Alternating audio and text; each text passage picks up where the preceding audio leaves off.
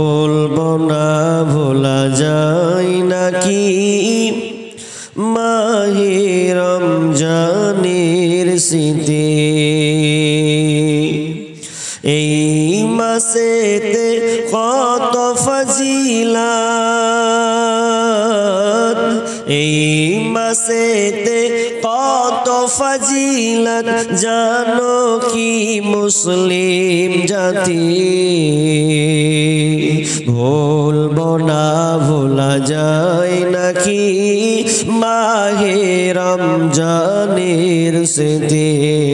ভুলবো না ভোলা যায় নাকি মাহে রমজানের স্মৃতি। আল্লাহরই সেই পবিত্র কালাম মহাগ্রন্থ আল কোরআন, কি মহিমা এই মাসে হয়েছে তার আগমন। আল্লাহরই সেই পবিত্র কালাম মহাগ্রন্থ আল কোরআন, কি মহিমা এই মাসে হয়েছে তার আগমন। যার কারণে এত সম্মান, যার কারণে এত সম্মান করেছেন প্রভু রহমান। রহমত বরকতেরি মাস চালাও আমলের বাতি। ভুলবো না ভোলা যায় নাকি মাহে রমজানের স্মৃতি।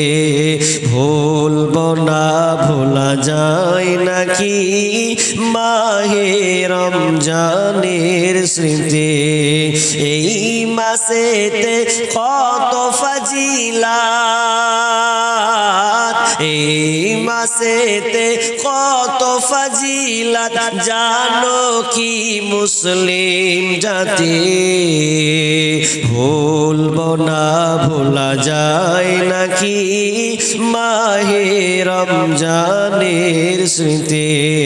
ভুলবো না ভোলা যায় নাকি মাহে রমজানের স্মৃতি। ইয়া আইয়ুহাল্লাযীনা আমানু কুতিবা আলাইকুমুস সিয়াম কামা কুতিবা আলাল্লাযীনা মিন ক্বাবলিকুম লাআল্লাকুম তাত্তাকুন। রব্বুল আলামিন বলেন, হে ঈমানদারেরা, তোমাদের উপরে রমজান মাসে রোজাকে ফরজ করে দিলাম। তোমাদের জন্য এই রমজান মাসের সিয়ামকে ফরজ করে দিলাম। তার মানে আল্লাহ বলছেন তোমাদের উপরে রোজাটা ফরজ হয়ে গেল।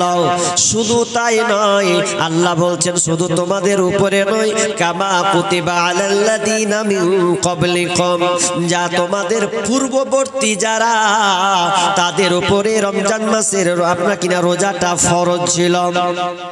রোজা তাদের উপরে ফরজ, আমাদের উপরে ফরজ, পূর্ববর্তী নবীদের উপরে ফরজ। কিন্তু কেমন পেটেনটা কি আমাদের মতন ছিল না। আমাদের রোজা আলাদা, তাদের রোজা ছিল আলাদা। কেমন রোজা তাদের মধ্যে ছিল? হাদিসের মধ্যে পাওয়া যায় আদম আলাইহিস সালামের সময় রোজা ছিল, এটা নিশ্চিত বোঝা যায় না। তবে নূহ আলাইহিস সালাম থেকে স্পষ্ট বোঝা যায় যে তাদের যুগেও রোজা ছিল। কিন্তু রোজাটা কেমন আমাদের মতন নয়। রোজা ছিল কেমন? আমার রাদিয়াল্লাহু তাআলা আনহু বলছেন, আল্লাহ রাসূল বলেছেন, হাদিসটা যেহেতু জয়ীফ সহিহ নয় জয়ীফ, কিন্তু এখানে প্রমাণ করছে যে নূহ আলাইহিস সালামের সময়ে রোজাটা ফরজ ছিল। কেমন?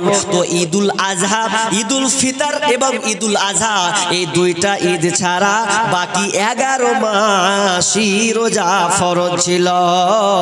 বাকি পুরোটাই রোজা ফরজ ছিল। কিন্তু এই রোজাটা নাসিরুল আলবানী বলছেন যদি এটাও সহিহ হয় তো মানুষের দ্বারা কিন্তু সম্ভব নয় প্রতিদিন 12 মাস রোজা রাখা কোন মানুষের দ্বারা এটা সম্ভব নয়। শুধু তাই নয়, মুসা আলাইহিস সালামের যুগেও রোজা ফরজ ছিল। কেমন রোজা ফরজ? যখন বিশ্বনবী মক্কা থেকে যখন মদিনায় চলে গেলেন, মদিনা যখন হিজরত করলেন, তো হিজরত করার পর তিনি কিছু ইহুদিদেরকে দেখতে পেলেন। ইহুদিরা শনিবারের দিন রোজা অবস্থায় আছে। আল্লাহ রাসূল ইহুদিদেরকে জিজ্ঞাসা করছেন, ওরে আমার বলো তো ইহুদিরা, তোমরা কেন আজকে এই রোজার অবস্থায় আছো? কি এমন একটা দিন যে তোমরা রোজা রেখেছো? কিসের এটা রোজা? তখন ইহুদিরা বলছে, আজকে আমরা যে রোজা রেখেছি এই রোজাটা হচ্ছে মুসা আলাইহিস সালামের রোজা। কি এমন রোজা? মুসা আলাইহিস সালাম আল্লাহকে সন্তুষ্টি, আল্লাহ মানে শুকরিয়া আদায় করার জন্য এই রোজাটাকে রেখেছিলেন। কেন কেন? তো এই দিনে ফেরাউনের হাত থেকে, ফেরাউনের অত্যাচার থেকে মুসা আলাইহিস সালামের কওমকে নিষ্কৃতি দিয়েছিলেন, বাঁচিয়ে দিয়েছিলেন। আর ফেরাউন সহ তার বংশধরকে ডুবিয়ে মেরে দিয়েছিলেন। আপনার কি না লোহিত সাগর নদীতে, আপনার লোহিত সাগরে তাদেরকে ডুবিয়ে মেরেছিলেন। আর এই জন্য আল্লাহ শুকরিয়া আদায় করার জন্য মুসা আলাইহিস সালাম এই শনিবারের দিন তিনি রোজা রাখতেন। তখন আল্লাহ রাসূল যখন এই কথাটা ইহুদির মুখে শুনলেন, তখন বলে, ওরে তোমরা যদি রোজা রাখো তো আমার হকটা তো আরো বেশি, কারণ নবী হচ্ছেন ভাই ভাই, তাহলে ও যদি রোজা রাখে তো আমাদের হকটা আছে বেশি। তো আমি আগামী বছর থেকে আবার আমি এই শনিবারে রোজা, অর্থাৎ 10 মুহররম, আশুরায়ে মুহররম, এই রোজাটা আমি রাখব। তাদের যুগেও রোজা। তারপরে দাউদ আলাইহিস সালামের যুগেও রোজা। রোজা সব নবীর সময় রোজা ছিল, কিন্তু প্যাটার্নটা একটু আলাদা। দাউদ আলাইহিস সালামের সময় রোজা কেমন ছিল? আল্লাহ রাসূল বলছেন রোজাটা এরকম ফরজ ছিল। আল্লাহর কাছে সবচাইতে প্রিয় রোজা, আল্লাহর কাছে সবচাইতে পছন্দনীয় রোজা হচ্ছে দাউদ আলাইহিস সালামের রোজা। কারণ দাউদ আলাইহিস সালামের সময় একদিন করে রোজা রাখতেন আর একদিন করে ছাড়তেন, একদিন করে রাখতেন একদিন করে ছাড়তেন। তাহলে একদিন ধরা একদিন ছাড়া, এই রোজাটা আল্লাহর কাছে সবচাইতে প্রিয় রোজা। শুধু তাই নয়, এভাবে করে আপনার কিনা মারিয়াম আলাইহিস সালাম পর্যন্ত, ঈসা আলাইহিস সালামের সময় রোজা ফরজ ছিল। যখন মারিয়াম আলাইহিস সালাম যখন তিনি নীরব যে একা নির্জন চলে গেলেন, মানুষ তাকে প্রশ্ন করতে লাগলো সন্তানের ব্যাপারে, অনেক কিছু প্রশ্ন তাকে করতে লাগলো। আল্লাহ বলছেন, মারিয়াম কোনো কথা বলবে না, চুপ থেকে যাও। ইন্নী নাজারতু লিররহমানি সাওমান। তুমি যখন তুমি বলে দেবে ওই লোকদেরকে যারা তোমাকে প্রশ্ন করবে যে আমি আল্লাহর রহমানের পক্ষ থেকে আজকে আমি রোজা রেখেছি, অতএব আমি কারো সামনে কথা বলবো না, যেহেতু আমি রোজার নিয়ত রেখেছি। তাহলে প্রত্যেকটা নবীর সময় দেখা যাচ্ছে যে রোজা ছিল, কিন্তু আমাদেরটা কি ওই রকম? জি না। সাহাবীর সময় রোজা ছিল, এটা তো পরে আমাদের সিস্টেমটা সুন্দর করেছেন, তার আগে একটু কঠিন ছিল। একটা সাহাবী রোজা রেখেছে, তো ইফতার করবে, তো ইফতার যখন করছে বা ইফতার করবে, সন্ধ্যার সময় এসে বলছে, বিবি রে ইফতার করবো তো কিছু খাবার আছে রে বিবি দে। বিবি বলছে, হ্যাঁ গো স্বামী, বাড়িতে কোনো খাবার নেই, তুমি এক কাজ করো, থাকো, আমি পাশের বাড়ি থেকে খুঁজে নিয়ে আসি কিছু খাবার পাই কিনা, তারপরে দিছি। তো স্ত্রী, একটা কিপ্যাড মোবাইল পাওয়া গেছে, যদি কারো মোবাইল হারিয়ে থাকে তাহলে স্টেজে এসে নিয়ে যাবেন। একটা কিপ্যাড মোবাইল পাওয়া গেছে, যদি কারো হারিয়ে থাকে উপযুক্ত প্রমাণ দিয়ে স্টেজ থেকে নিয়ে যাবেন। কি বলছিলাম? তো ওই সাহাবী ইফতারি করবে, কোনো খাবার নেই, বিবি বাইরে খাবার ঢুকতে গেছে, পাশের বাড়ি থেকে কিছু খাবার পেলে স্বামীকে দিব, কিছু যদি খাবার পেয়েছে তো খাবার নিয়ে এসে এবার বাড়ি যদি ঢুকছে তো ঢুকে দিয়েছে। ওরে আল্লাহ, বিবি এই স্বামী ঘুমিয়ে গেছে। যেমনি ঘুমিয়ে যাওয়া বিধান কি, ঘুমিয়ে গেলে আর কোনো খাবার খেতে পাবে না। কত কড়া, তো গরিব সাহাবী ঘুম এসছে, আর দিনে কাজ করেছে, এখন ঘুম এসে ঘুম চেপে গেছে। এবার বিবি স্বামীকে যেমন দেখা, বলছে স্বামী আমার, হায় হায় কি করলে গো স্বামী, তাহলে তুমি আর কোনো খাবার খেতে পাবে না, কারণ তুমি ঘুমিয়ে গেছো, তোমাকে আবার কাল সন্ধ্যার দিকে তোমাকে খেতে হবে, আর তুমি কোনো খাবার খেতে পাবে না। যখন এটা হচ্ছে বিধান, এটা আপনাকে মানতে হবে।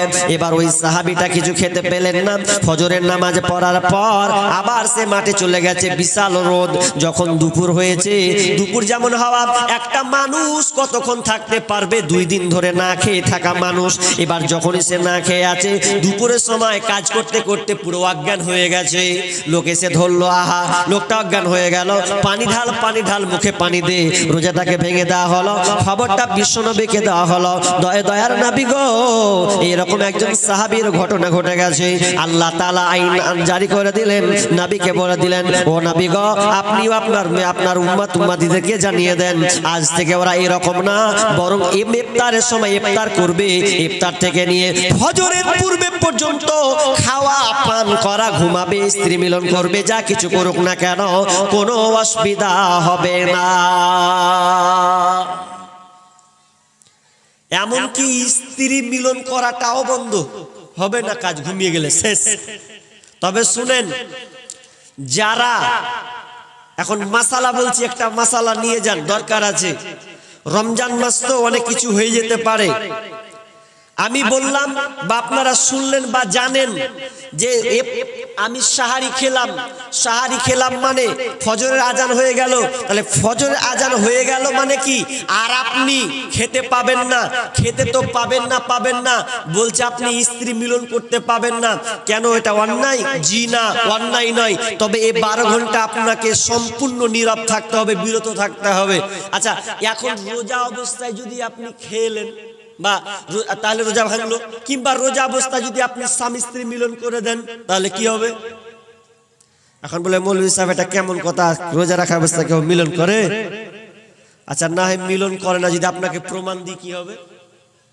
আমি একটা আলেম মানুষ, মাঝে মধ্যে ফোন ঢুকে, রমজান মাস আসবে, ট্রিং ট্রিং ফোন, মাসালা অত ফতোয়া দেওয়ার যোগ্যতা আমার নেই, তবে যেটুকু জানি সেটুকু বলার চেষ্টা করি।